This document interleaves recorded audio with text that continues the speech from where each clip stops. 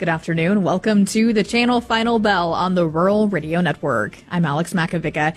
Joining us today to break down today's market activity is Arlan Suderman, Chief Commodities Economist at StoneX.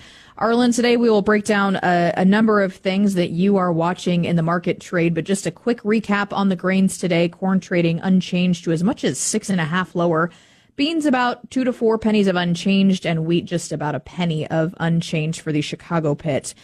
30,000 foot perspective before we dive into the details today. How did you see today's trade shape out, Arlan?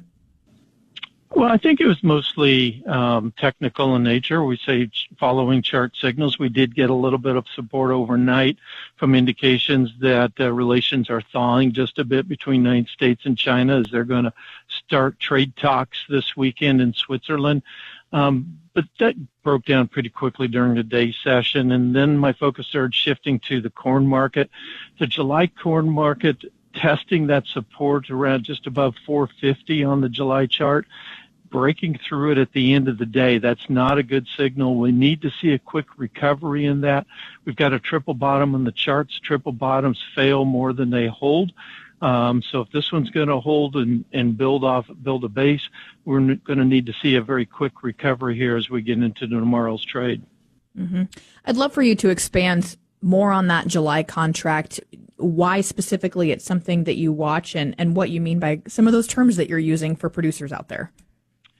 Well, we watch the charts because virtually all the traders in the charts do, in the pits trading markets do. And so it becomes almost self-fulfilling. When they see certain things happen, they respond in a certain way. As Mark Twain would say, history doesn't repeat itself, but it does rhyme. And so they know that in the past, I mean, you've got, we've visited a certain price level twice before, and we visited a third time. That typically leads to a collapse to lower prices unless something changes the dynamics of the marketplace to bounce off of it and go higher. The same can be said of triple tops not holding as well. So that's a concern going forward, is simply from a human behavior standpoint. Typically the market breaks lower in these types of situations, so that's the risk that we're facing right now. All right, appreciate that breakdown. Well, the soybean trade, I imagine probably the ethanol as well, watching mandates when it comes to the EPA regarding that renewable fuels industry.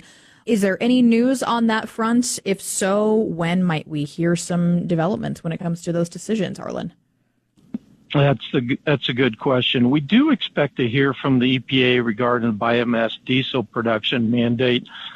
Probably over the next couple of weeks is what we're expecting based on what we're hearing.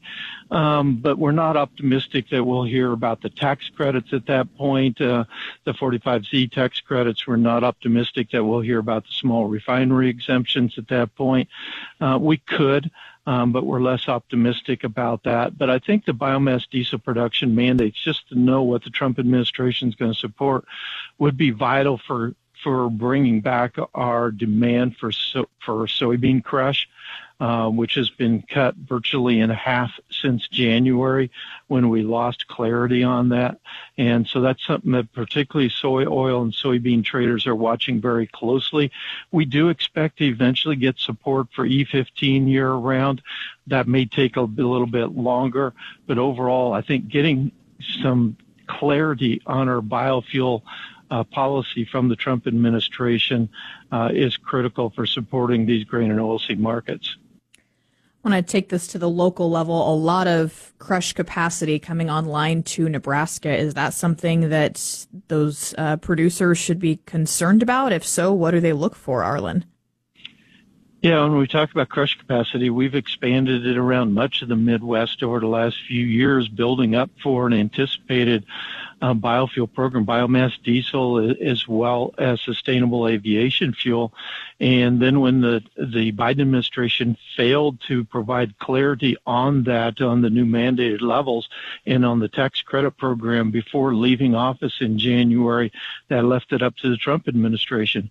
By all indications, the Trump administration is supportive of that going forward, but they have so many things on their plate, they just haven't been able to get around to it. And and that has left the industry kind of drifting. And without clear direction, they're not going to produce when they don't know if they're locking in losses or gains. And so instead, they're just kind of holding back and waiting.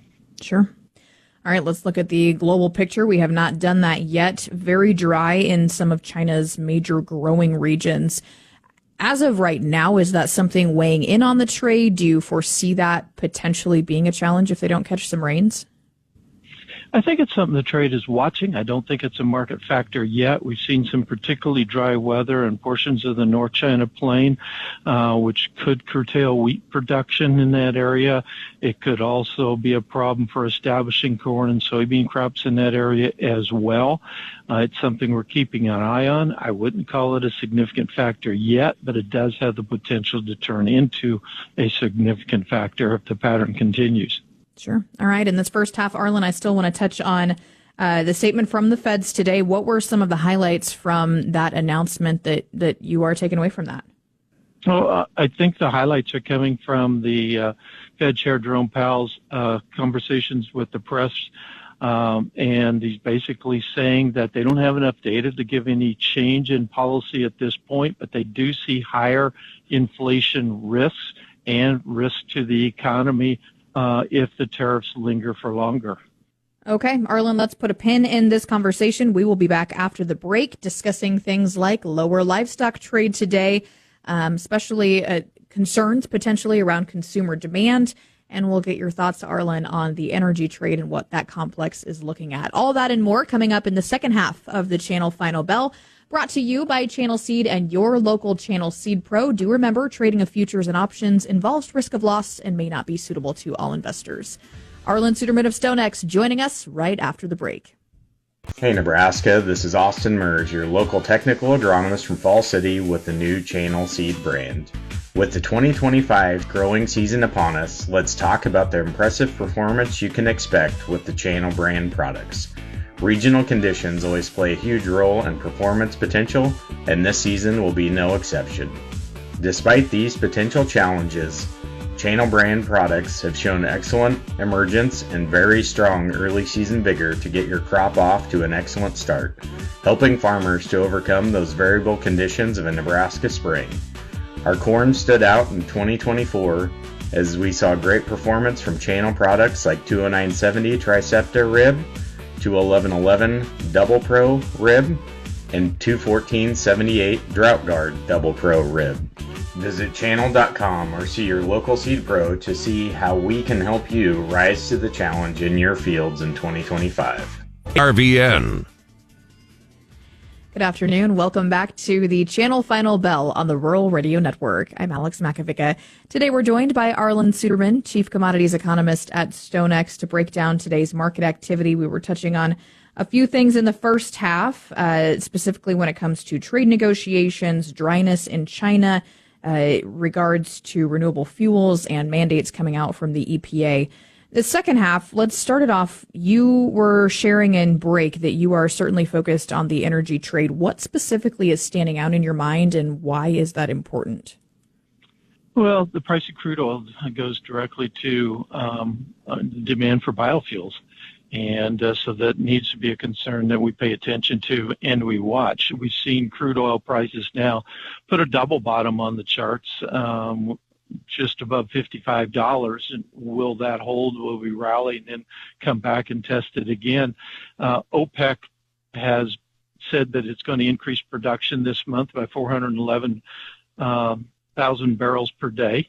Now it's indicating it'll increase by a similar amount next month, and it's, observers believe it's going to do the same thing in July as well.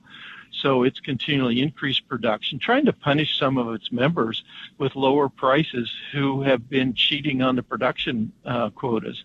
But they also recognize that in doing so, they're knocking prices below the cost of production for our shale oil fields. And so we're seeing a shutdown in production in some of those fields, basically shifting market share from the United States to OPEC, and they do appreciate that as well. So those lower prices, Now, from a consumer standpoint, if we would get that passed on in a way of lower gasoline prices and lower diesel prices, we could stimulate demand. Unfortunately, that's been slow to happen yet to this point. Okay, well, let's shift our focus to livestock trade on the day. Live and feeder cattle seeing a down day, although they did come off their lows from what they traded earlier in the day. Is this potentially consumers saying, okay, I'm going to pull back, I cannot afford this anymore? What do you think's behind that pressure, Arlan? Oh, I think it's fears as such. The higher altitude you get with the larger speculative position in the market, the more nervous traders get. And when they were unable to move to new highs for the June live cattle contract over the last day or two, they started getting nervous and started taking some profits on their positions. And we've been at this level, I mean, not this level, but we've seen this cycle happen before, and we've been able to recover because the demand ended up being there. At some point, it won't be. And traders are going to fear each time we get to new highs that is this the time that it won't be. As we look at weekly beef production, the past couple of weeks, it's generally been down about 7% versus the same period last year. That's a pretty significant reduction in beef production as packers have slowed down to chain speed. So these have also been pacing far below USDA's second quarter beef production forecasts of just a 0.3% decline year on year. So we are decreasing supply of beef. That tends to push product prices higher. But the question is, will the consumer pay these higher prices for those steaks when the consumer is so worried about the economy? Thus far, the consumer has, but those worries are growing that we've reached the stretch point where the consumer say enough is enough. To me, that could potentially be supportive for the hog pits if they do take over those consumers. Obviously, there are other protein choices as well, but lean hogs today, not a ton of movement. What did you see in that complex that shaped today's trade? Yeah, absolutely. You're exactly right on that. The pork industry, they know they've basically lost the China market because of the tariffs. So they were anticipating seeing consumers come down the value chain from beef to pork, giving them some increased domestic demand to absorb those pounds that they would have been exporting to China. That hasn't happened as much as what they would like. However, we have been getting some support from lower slaughter rates than anticipated, trying to find that balance point for that market. But overall, disappointment in demand and the product prices, and that's kind of limited the ability of the hog market to be able to sustain strength and push above and hold to move above that $100 level. Sure. Arlan, let's round it out with this. I'd like to get your thoughts on what producers need to be thinking about here in the week ahead, or at least as we finish out this week's trade. What are you advising? What stands out in your mind? Well, continue to play defense with your marketing. Protect the equity you've built in the farm. One of the most frequent questions I've received over the last 6 months is, can prices go lower? And they can. And I always use the example a few years back when we had negative crude oil prices. Anything is possible. Protect yourself from that risk. Excellent. Appreciate the insight. As always, Arlan Suderman joining us, Chief Commodities Economist at StoneX. You can call Arlan and his team at 816-410-3305 or go to stonex.com. The Channel Final Bell is brought to you by Channel Seed and your local Channel Seed Pro. Do remember, trading of futures involves risk of loss and may not be suitable to all investors. That's today's Channel Final Bell on the Rural Radio Network.